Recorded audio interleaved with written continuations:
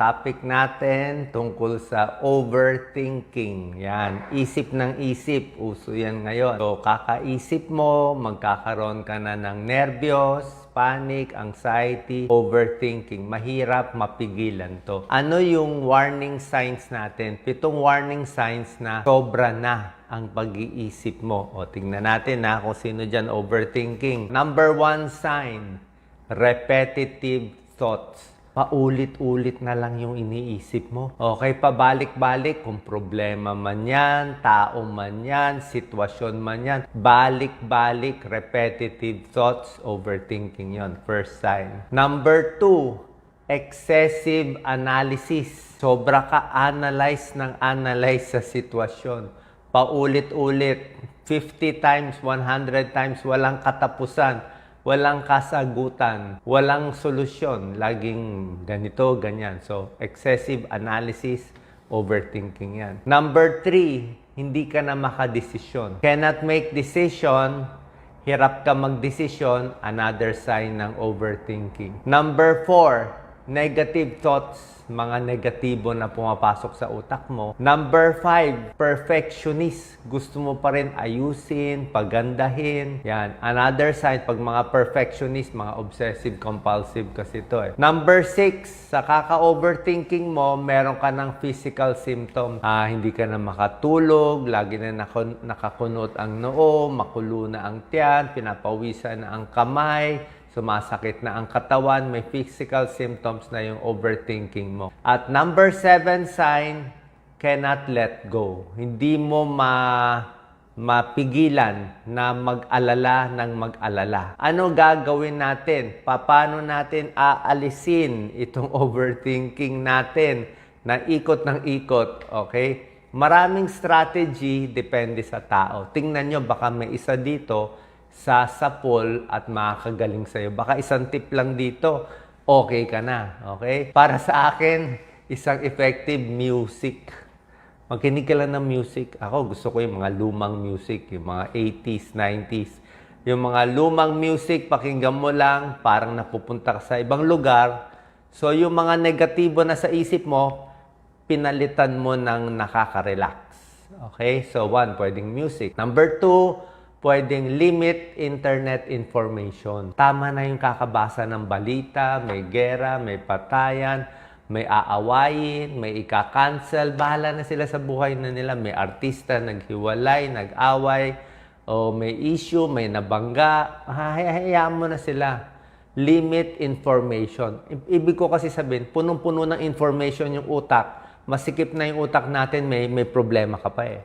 Diba? So, music, limit information. Pwedeng, number 3, recognize and accept. Tanggapin na talagang may taong nag-overthink. Tanggapin na lang natin.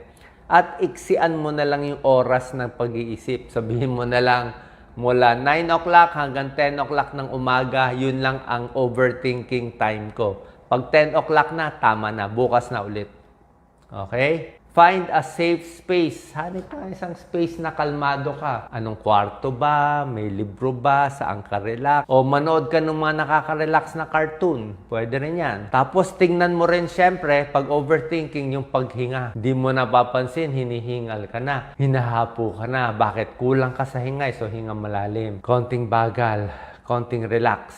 Ha? Tapos yung mga gamot nyong maintenance, ituloy nyo lang. Baka nakalimutan nyo yung gamot nyo. Kaya masama pakiramdam. Another thing, pag nag-overthink, minsan parang may tinatawag na unreality. Ito, sign to ng panic and depression. Unreality, tingnan nyo baka sa mga overseas worker meron to. Unreality, feeling mo parang wala ka sa mundo. Parang wala ka dito. Parang disoriented ka. Nananaginip ba ako? Nandito ako. So, pag ganyan, grounding technique. Yan ang ginagawa. Yan ang ginawa ng mga artista sa US. Grounding technique. So, isipin mo, nakaupo ka, nakahawak ka, itong silya ko, medyo rough. Rough ang silya. Yung i-ground mo sarili mo. Nandito ako, nakatingin ako.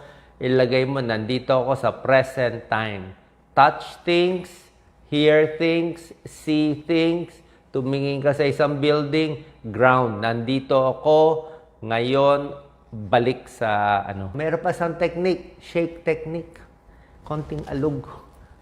Alog-alog. Minsan kulang ka lang sa galaw eh. Kulang ka lang sa stretch eh. Di ba? Kulang lang sa circulation. Kaya kung ano-ano naiisip mo eh. Pwede yan. Shaking technique. Meron ganyan. Di ba? Nag-aalog-alog. Parang warm up siya. Pwede rin yan.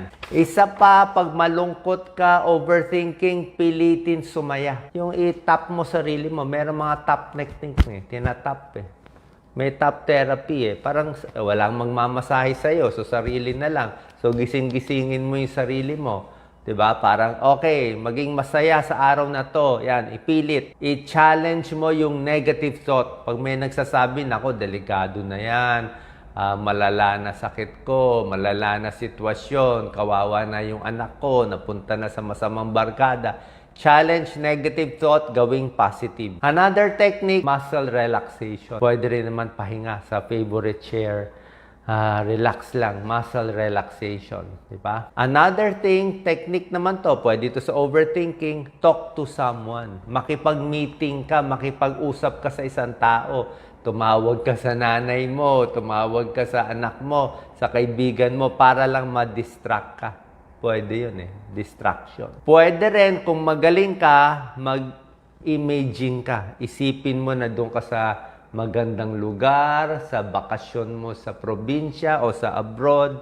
Visualize a happy place. Pwede rin yan kung kaya mo. Yung iba may aromatherapy, yung mga inaamoy-amoy. Okay? Meron din ganun. Siyempre, inom ng maraming tubig. Pampakalma ang tubig eh. Pampakalma. Okay? Tulad na tubig, pwede rin yan. Tulad ng isa pang sinabi ko, pwede yung humming or singing. Pilitin kumanta. Kahit sintonado, marirelax ka. Bakit? Pag kumakanta, good for the breathing yan eh. Di ba? Gumaganda paghinga mo, na-exercise ang lungs mo. Diba? Kahit sintonado ka, ikaw lang natutuwa sa kanta mo, okay lang yon. Kanta lang ng kanta, huwag lang masyadong malakas. Maistorbo yung kapitbahay. Pwede rin, pag kinakabhan ka, cold water sa muka. Hilamos ng malamig, pampagising. Diba? Pampagising, hilamos sa muka o ligo, pwede rin yan. Hanap ng nakakatawa, pwede rin yan. O shake off, or tumingin sa ibang bagay. So, ito yung mga techniques ng overthinking at panic attack na magagawa mo. Pero syempre, sa doktor, may mga gamot. Diba? Pag hindi na talaga kaya, pwede naman sa doktor. Pagkaing pamparelax, ito pwede. Saging. Saging. Kalmado ka sa saging. May tryptophan yan, nagiging serotonin, pampasaya. Chamomile tea, pwede. Ito, nakakataba. Yogurt, ice cream. Okay? Tubig na malamig, pamparelax, wag sobrang lamig. Maligam-gam lang. Dark chocolate, kaya lang baka tumaba ka sa dark chocolate. Tapos may mga gamot, pamparelax. Siyempre, yung mga anti-anxiety. Oo, meron din. Yung mga metoprolol, nakakatulong din. Beta blockers. Metoprolol, propranolol, nakakabagal ng heart rate. Bukod dito, isa pang mabilis. May mga salita na pag sinabi mo, matatanggal yung overthinking mo. Okay? Anong mga salita? Pampakalma. Marami. Yung iba, Bible. O yung iba, ibang kasabihan. Unang salita, this too shall pass. Yan ang uso yan eh. This too shall pass. Lilipas din yan. Lahat ng problema, may na-aksidente, nagkasakit, may namatay, may nangyari. Lahat yan lilipas. Okay? Lilipas din yan. Aayos din yan. Diba? Aayos din yan. Number 2, calm saying, I am safe. Ligtas ako, safe ako, hindi ako maaksidente. Nasa safe place ako. Okay? Another saying, nervyos lang yan. Wala namang delikado. This is just anxiety, not danger. Kaba lang yan. Wala naman namamatay sa kaba. Diba? Wala naman nangyayari sa'yo na sa isip mo lang yan, nervyos lang, mawawala din yan. Another saying, kung nagpapanik ka o hindi mo makontrol yung isip mo, I can handle this. Kaya ko to. Kaya ko to labanan. Nalabanan ko na dati, nalalabanan ko ngayon. Sanay na ako dyan. Yung mga nagpapanik, pang 40 years old and younger lang yan. Siguro pag edad 30, 40, 50 ka na, 50 times ka na nagpapanik, 50 times ka na nag-overthinking, ngayon ka pa na-nervousin. Kalimutan mo na yan, nalampasan mo na yan eh. Kaya ito nga saying I've been through this before and I will survive. So, nalampasan ko na yan. I am not alone, okay? Meron ako mga kasama na tutulong sa akin. Breathe in, breathe out.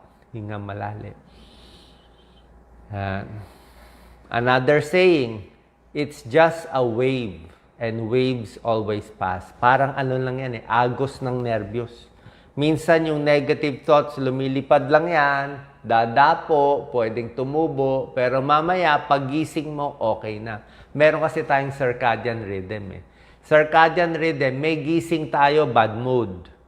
May gising tayo, super good mood. So, parang hyper ka, parang manic-depressive So, pag gising mo, bad mood, tiyaga lang. Ligo pa rin, trabaho pa rin, pilitin pa rin, ganyan. Pag gumising ka, very good mood, huwag rin masyadong overacting. Relax lang, kahit very good mood ka. Kasi baka sabihin ng kasamahan mo, ano nangyari dito? Minsan up, minsan down. Ano ba nangyari? So, steady lang tayo. Pag bad mood, tiyaga. Pag good mood, sige, tuloy. I am stronger than my anxiety. Mas malakas ako than my anxiety. Pwede ka magbasa ng mga religious books, pwede yan. Magdasal, lahat yan. Meditation, lahat pwede. So, may mga salita na nagpapakalma sa'yo. May mga bagay nagpapakalma sa'yo. Kung yung iba, rosary, yung iba, lucky whatever, lucky stone, o ano man. So, pwede po lahat yan. So, saan po nakatulong to para maiwasan natin ang overthinking. Okay? At syempre, lahat ito umaabot sa sintomas May mga sintomas. Isa pa, lastly, meron pa isang nakakatakot na laging nakokonsulta sa akin. Takot pumanaw. 'Di ba? Lahat ng tao takot naman mamatay, 'di ba? Pero may time papasok yan sa isipan mo, paano kung may nangyari sa akin? Paano kung anong mangyari sa akin? Magkakaroon ka ng panic So, lahat naman dumadaan dyan. Ako, hindi ko na iniisip. Parang trabaho lang tayo, wag lang tayong manloko ng tayo, wag lang tayong manloko ng tao. Hopefully, in the end, di ba, kung maayos natin buhay natin, baka may kabilang buhay, who knows. So, gawin lang natin na healthy tayo, maayos tayo, wag lang maaksidente, wag lang magkakamali ng malaki, tuloy lang yung mission natin dito. Yan lang naman ang purpose ng buhay para tumulong sa iba. So, itong mga overthinking, tsaka hindi lang tayo to halos buong mundo. Lahat naman ng tao magkakasakit. Lahat naman ng tao may limit. Lahat naman tao may stress, di ba? So, wag mo isipin ikaw lang.